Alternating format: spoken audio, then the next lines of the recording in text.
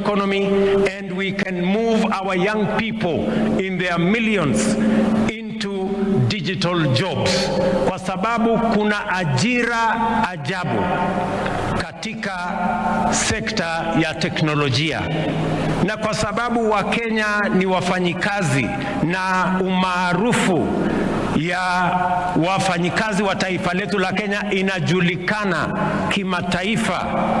Hiyo sekta ambayo vijana wengi wa taifa letu la Kenya ni wanaelewa zaidi, the digital space.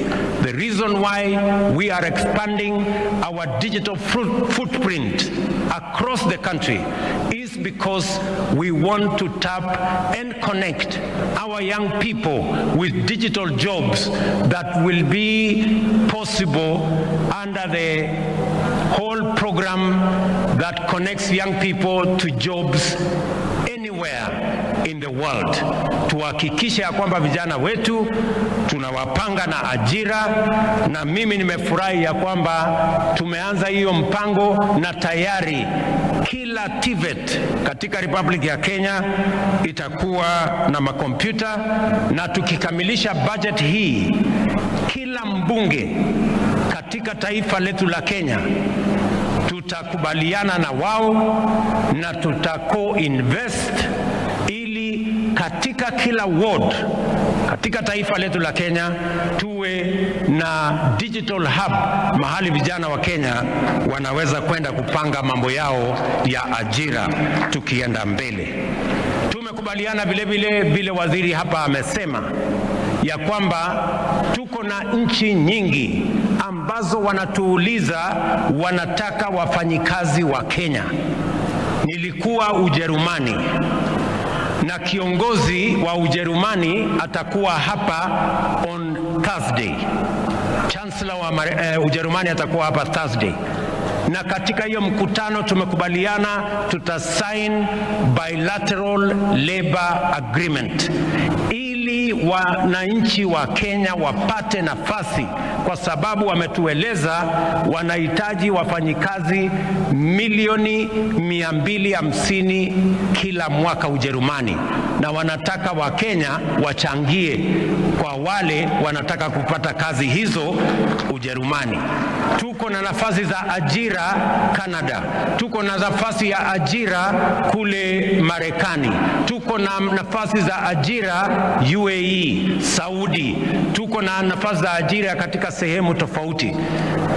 Tuna sign bilateral agreements 10 vile waziri amesema in the next couple of months, ili nafasi ya ajira ipatikane kwa vijana wa taifa letu la Kenya, kwa sababu kwa sasa mnajua ile pesa tunapata Kenya kutokana na wafanyikazi wanaofanya kazi nje ya Kenya, tunapata bilioni 400 kila mwaka. Wale wafanyikazi wanafanya kazi nje ya Kenya hata wamepita pesa tunapata kwa chai, wamepita mapato yao imepita pesa tunapata kwa kahawa ama hata horticulture, kwa sababu ni nafasi nzuri, na nchi nyingi duniani imejenga uchumi zao kwa kupanga vile wafanyikazi wao ama wananchi wao wanaweza kupanga ama kupata ajira katika nchi zingine.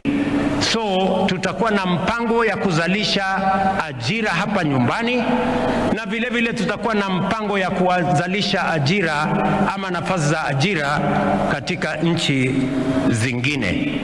Jambo la 5, si niliwaambia tuko na mpango? Jambo la 5 katika mpango yetu ya housing, tumesema ya kwamba tuko na upungufu wa manyumba. Wananchi milioni 6.5 Kenya wanaishi katika vitongoji duni katika miji yetu hapa Kibera, kule Mathare, Kawangware, sehemu hizi zote, na nafasi hiyo tunaweza kuibadilisha ile changamoto ya kukosa nyumba, tunaweza kuibadilisha iwe ni nafasi ya kupanga ajira ya vijana wetu. Tumekubaliana kama serikali ya kwamba tutakuwa tunajenga nyumba 200,000 Kenya mzima kila mwaka, na hizo nyumba 200,000 tunahitaji vijana zaidi ya 1,000,000 kutusaidia kama plumbers, electricians, watu ambao ni carpenters, wale masons, wafanyikazi wa mkono, wale wote tunahitaji vijana zaidi ya 1,000,000 kutusaidia katika hiyo mpango. Mimi najua ya kwamba kazi hiyo, nimeanzisha nyumba kadhaa hapa Nairobi. Hapa Nairobi saa hizi tumefikisha nyumba 40,000 ambazo tunajenga.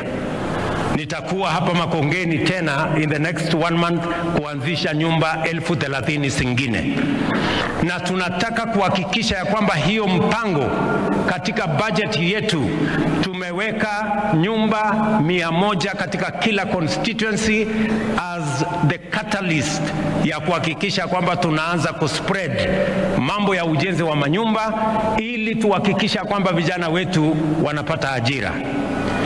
Watu wengi na naona viongozi wengine wanashinda wakishangaa, mbona huyu hasla anasukuma sana mambo ya ujenzi wa manyumba? Sikizeni, the reason why we are pushing the housing plan ni kwa sababu nchi zingine wamegundua ya kwamba ajira, huwezi tu kusema ajira itapatikana. You must have a plan. Huwezi tu kusema uchumi itakuwa alafu ajira itapatikana. Hapana, lazima uwe na mpango. You must be deliberate about where and how many jobs you are going to create in which sector and for what reason. Wale ambao wananiuliza maswali kwamba hii nyumba unaongea juu yake, wewe uko na haja gani na ile nyumba mimi naishi? Siwache tu mimi nijipange na nyumba yangu. Mimi nataka niwaambie hawa wadosi, tafadhali, unajua mpango ya housing sio nyumba peke yake tunatafuta. Hapana, tunatafuta pia ajira ya hawa vijana, kwa sababu na hiyo ndio muhimu hata kuliko ile nyumba tunajenga, kwa sababu tusipopanga ajira ya hawa vijana watakuwa wanatungojea barabarani, watakuwa wanahangaika mitaani, wataingia kwa madawa ya kulevya na sote tutapata hasara. It is important, and I want the good people of the labor movement who are here to listen to me very carefully. I know muko na maneno kidogo na mimi hapo, lakini I am going to explain myself mpaka tukubaliane vile tutaenda mbele pamoja. Mimi nataka tukubaliane hivi. I said 5 things. I said 6 things. Nimekamilisha. Nimesema mpango yetu ya housing, mpango yetu ya kilimo, mpango yetu ya MSME, mpango yetu ya housing, mpango yetu ya digital na mpango yetu ya diaspora. Ndio tunataka tutumie kuzalisha ajira, nafasi ya ajira, kwa sababu nafasi ya ajira ni muhimu kwa vijana wa taifa letu la Kenya. Otherwise, we are not going to solve the unemployment problem unless we have a plan on how we are going to solve it.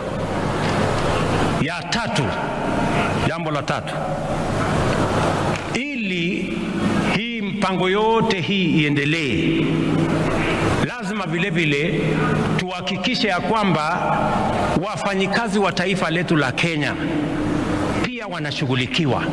How are we going to make sure that the Kenyan worker is ultimately going to reap a benefit from their work and from their sweat? Jambo la kwanza, how do we protect the Kenyan worker? How do we serve the Kenyan worker? How do we work for the Kenyan worker? For those of us who are in leadership and for those of us who have an opportunity to serve. Number one, we must make sure that when the Kenyan worker, after working for 10, 20, 30, 40, 50 years, they can retire in dignity. Today, Bwana Atwoli na hawa viongozi, nataka niwaongeleshe as one of you, as a leader like you. Hawa wafanyikazi ni jambo la kusikitisha sana kwamba baada ya miaka 50, miaka February ilikuwa 2.5 billion. In the month of March ilikuwa 3.5 billion. I promise you in the next 3-4 months it is going to be the maximum, which is going to be 6.5 billion shillings every month. Money that will be available to the Kenyan workers in retirement. Nyinyi mnanielewa jameni?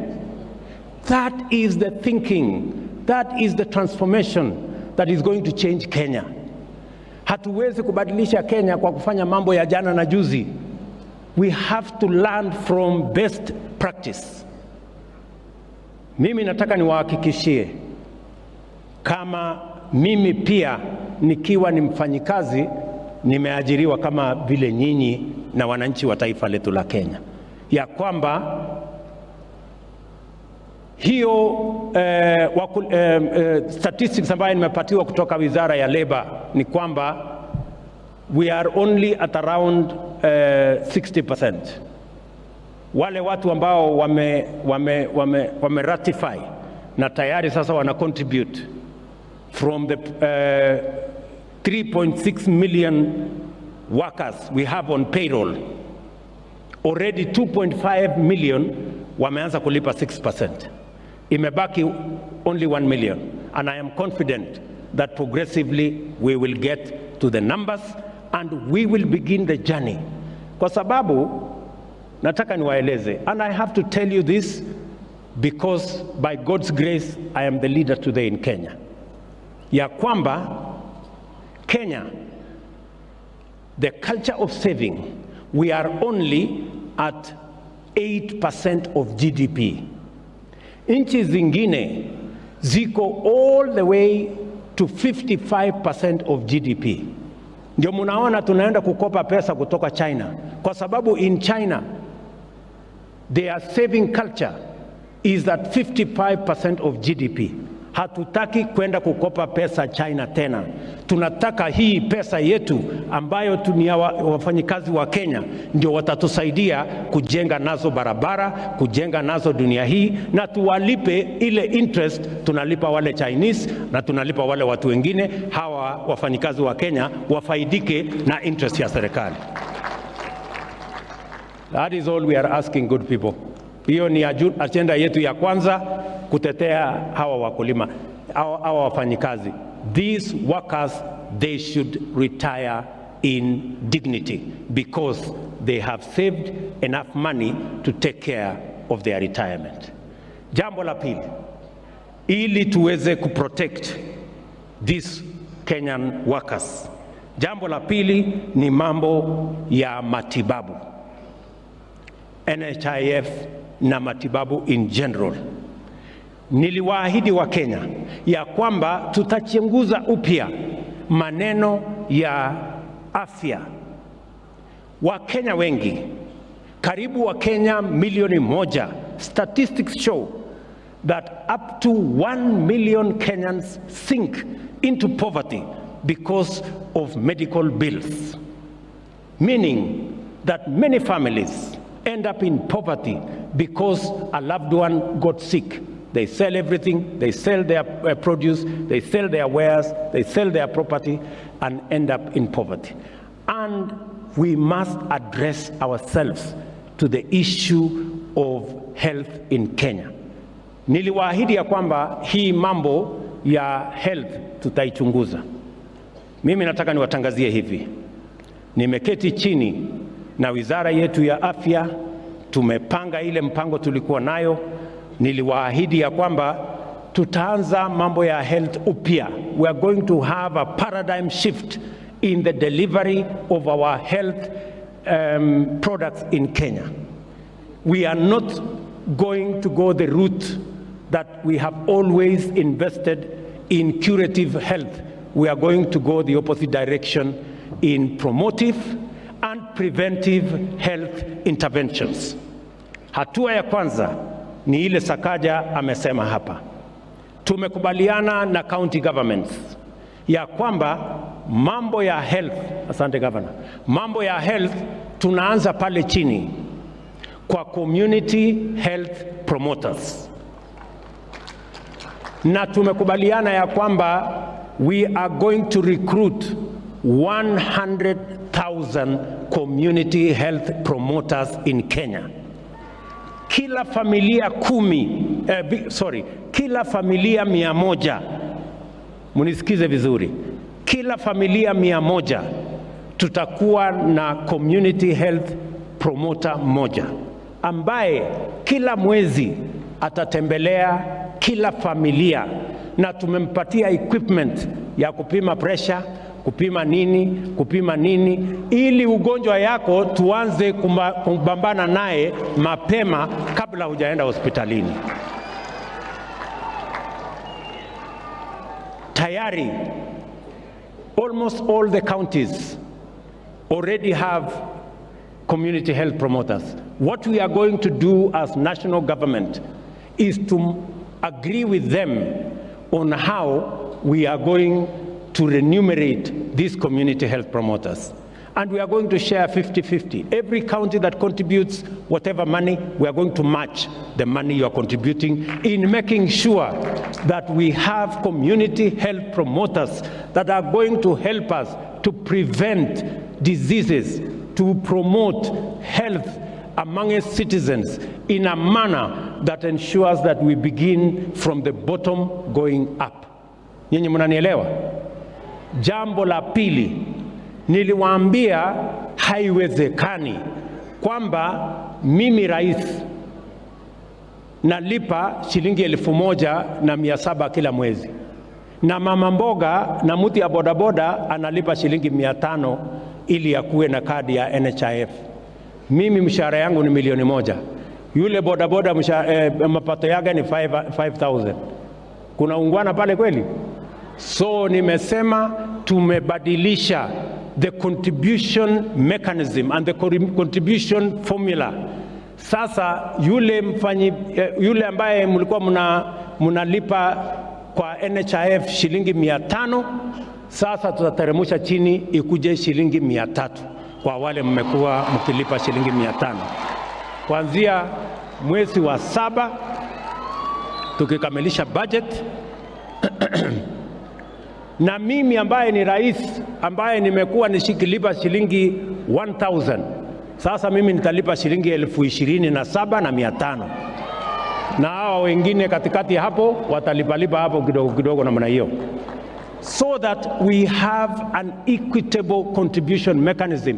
Every one of us is going to contribute 2.7% of their earning to NHIF so that we can carry this load of health equally. Na vile vile tumeweka mpango mzuri ili kila mwananchi apate nafasi ya kuweza kupeleka watu wao wakiwa wagonjwa. Kwanza tuna ile ambayo tunaweza kumalizana nayo kule mashinani, tumalizana nayo. Hakuna haja ya mtu mwenye ako na homa anaenda Kenyatta National Hospital. Homa tunaweza kumalizana naye huko kwa kijiji. Ni kweli ama si kweli? Iko haja ya mtu ya homa aende Kenyatta National Hospital kuleta congestion? Sisi tunamalizana naye mashambani huko nyumbani. Community health promoter, health center, dispensary hapo tunamalizana na hiyo hapo. Tumekubaliana jameni? So we have a deliberate plan on how we are going to change how we deliver health in the Republic of Kenya, because that is the timely intervention that is necessary for our republic at this point in time. Nasema hivyo kwa sababu we want to serve the Kenyan worker and protect the Kenyan worker so that they can work optimally for us and work for their country and work for our nation.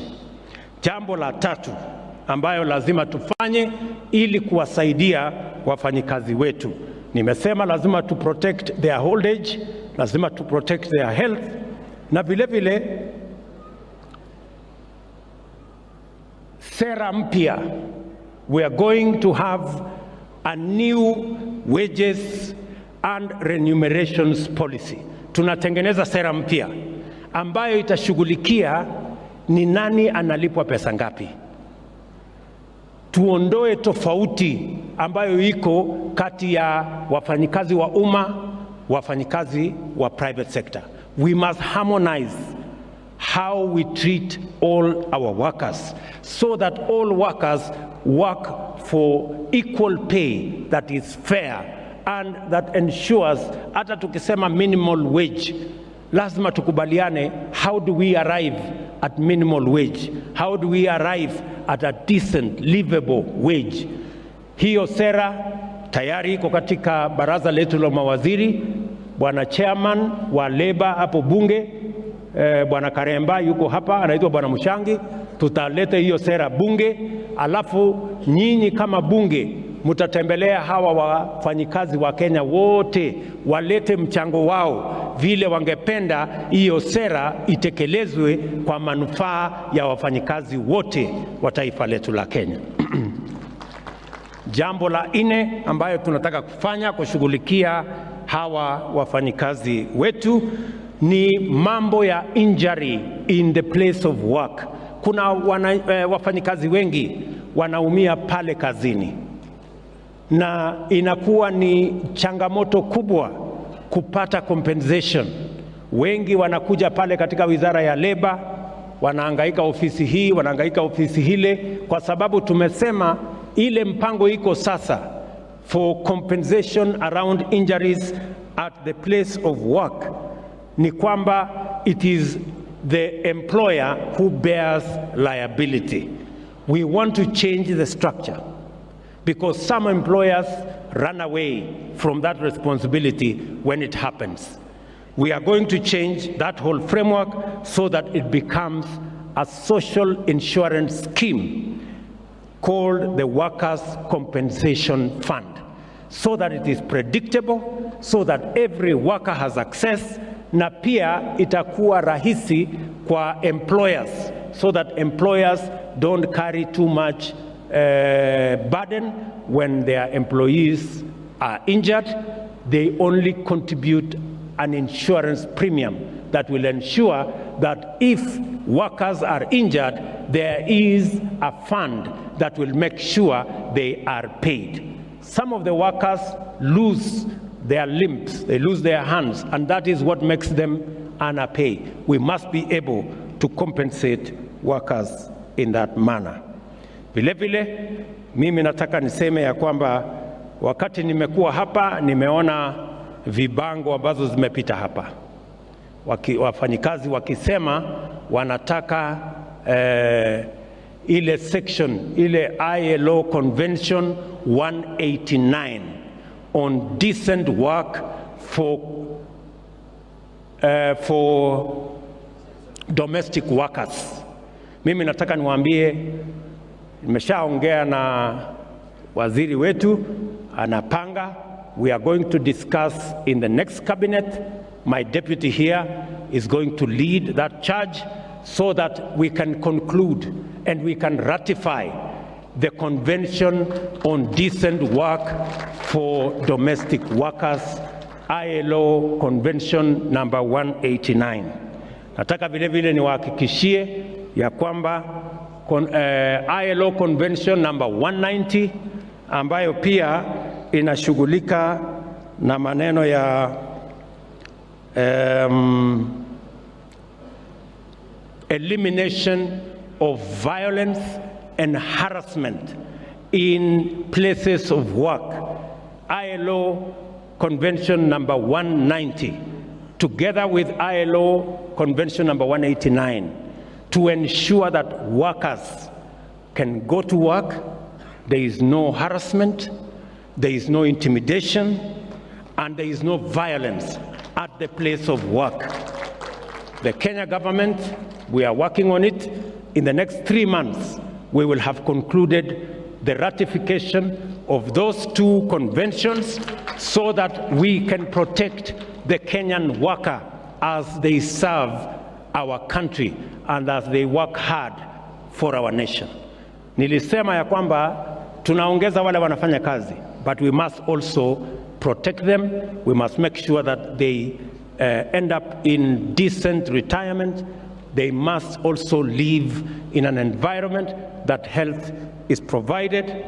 And finally, let me say that as the government of Kenya, we must continuously work on reducing the cost of living. Sisi tunataka kuhakikisha kwamba kila mwananchi anaweza kulisha familia yake. Tunaelewana jameni? Tumeongea mambo ya unga left, right and center. Mimi mwenyewe niliwaahidi ya kwamba tutakuwa na mpango ambayo itateremusha gharama ya maisha. Na hiyo mpango watu wengine hawaelewi. Unga sio ya kwamba inapunguzwa bei ati kwa shelf. Unga inaanza kupunguzwa bei kwa kumsaidia mkulima shambani azalishe chakula ya kutosha, ndio chakula ikuwe kingi, ikifika pale sokoni iwe bei yake imepungua. Tunaelewana? Hata ubebe sufuria kwa kichwa siku ngapi, bei ya unga itapungua kwa kuweka sufuria kwa kichwa?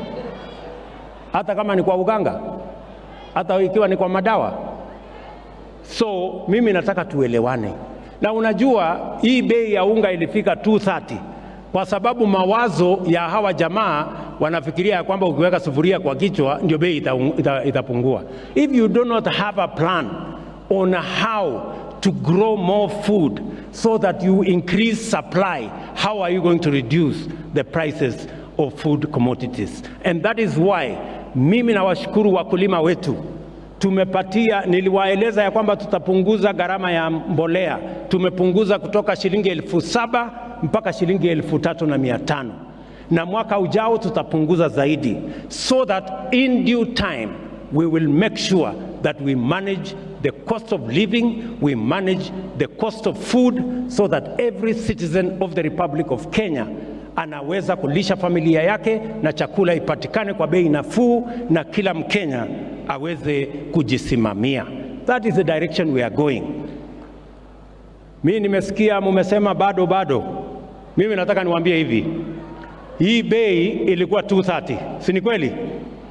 Saa hizi ukienda kwa shelf, na mimi nataka niwaambie, endeni hapa Quickmart ama uende Naivas, utakuta iko ya shilingi 200, iko ya shilingi 180, iko ya shilingi 170, iko ya shilingi 158. Wewe ndio utaamua utanunua gani. Kama unataka kununua ya 200, ununue ya 200. Kama unataka kununua ya 158, nunua ya 158. Hiyo ni uamuzi yako. Tunaelewana? Si dunia hii ni demokrasia?